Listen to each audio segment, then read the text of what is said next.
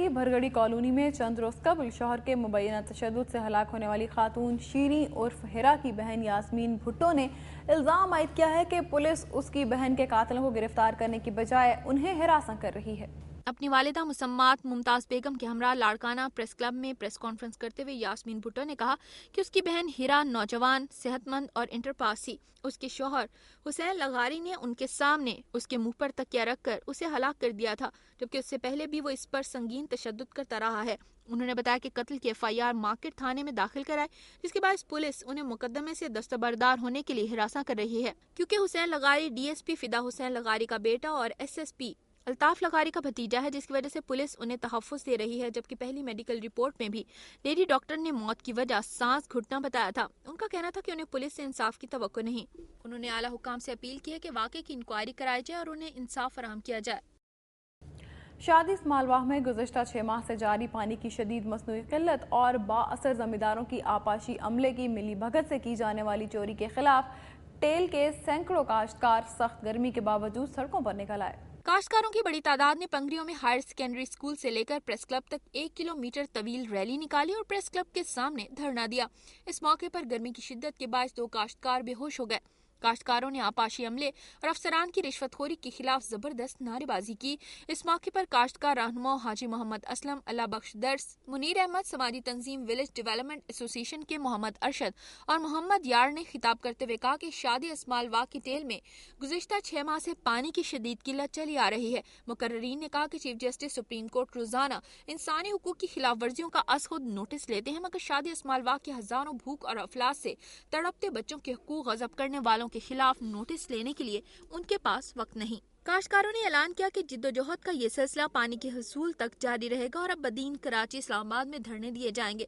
एहतजाज के बाद पंगरियों, टंडोबागा और पंगरियों झड्डो रोड ब्लॉक हो गए, जिससे ट्रैफिक मुअत्तल हो गया।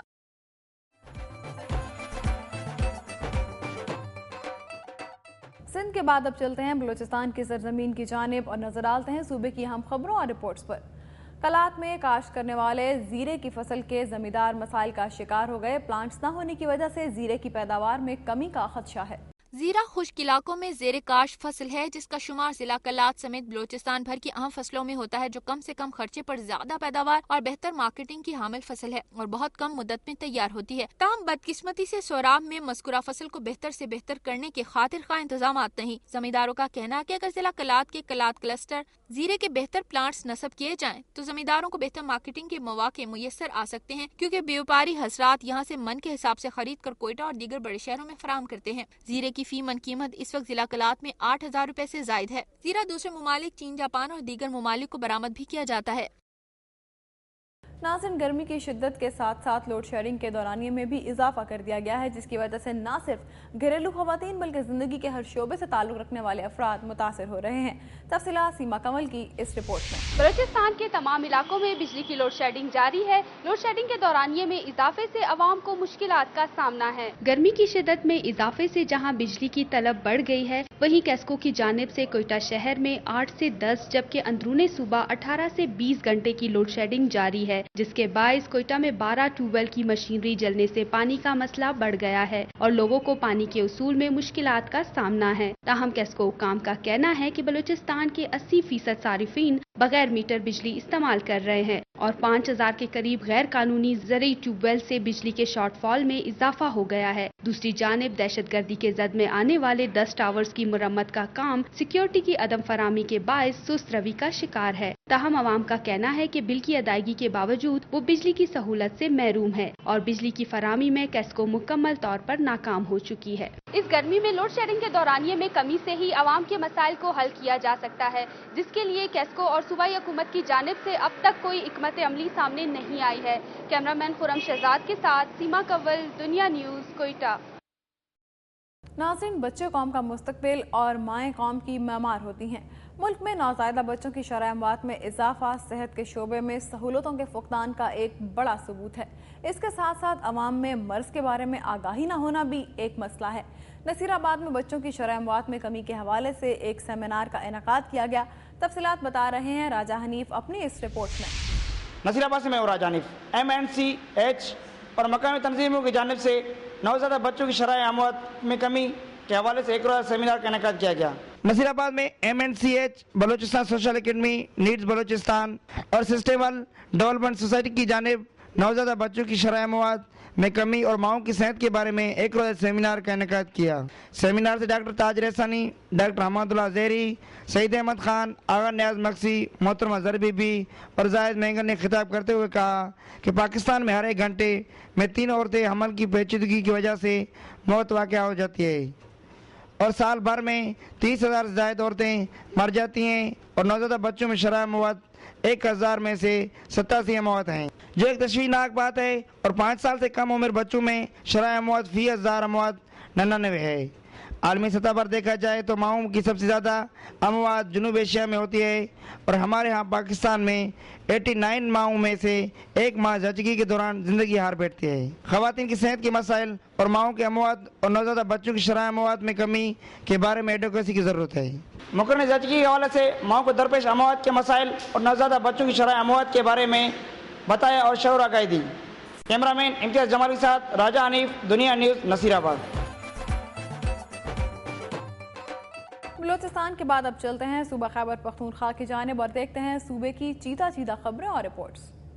ٹانک میں پاک فوج اور فرنٹیئر کور کے تعاون سے 180 پولیس اہلکاروں نے بھاری ہتھیاروں کی ٹریننگ مکمل کر لی، جن میں ٹانک پولیس کے 80 اور ڈیرہ اسماعیل خان پولیس کے 100 اہلکاروں نے تربیت حاصل کی۔ دنیا نیوز سے خصوصی گفتگو کے دوران DSP عبدالحی نے بتایا کہ پولیس اہلکاروں کو کوڑ قلعہ اور منزائی قلعہ میں ہینڈ گرنیڈ، مارٹر گن، مارٹر گولے، CMG، HMG اور ہیوی مشین گن کے استعمال کی تربیت دی گئی۔ تربیت پانے والے پولیس اہلکار ٹانک اور ڈیرہ اسماعیل خان کے غیر تربیت یافتہ اہلکاروں کو تربیت دیں گے۔ انہوں نے بتایا کہ ٹانک اور ڈیرہ اسماعیل خان حساس علاقے ہیں اور بھاری ہتھیاروں کے استعمال کی ٹریننگ حاصل کرنے والے اہلکاروں کو چیک پوسٹوں اور پولیس اسٹیشنوں پر تعینات کیا جائے گا۔ Inspector general of police Khyber Pakhtunkhwa نے کوہاٹ میں شہداء کے ورثاء میں امدادی رقوم کے چیکس اور پولیس اہلکاروں میں انعامات تقسیم کیے۔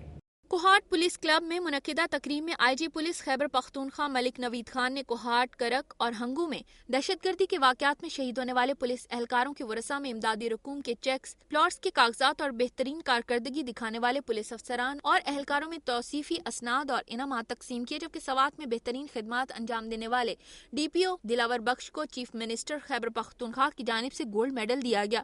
اس موقع پر خطاب کرتے ہوئے IG پولیس ملک نوید خان نے کہا کہ خیبر پختونخوا پولیس کی جرات اور بہادری پوری دنیا نے تسلیم کی ہے۔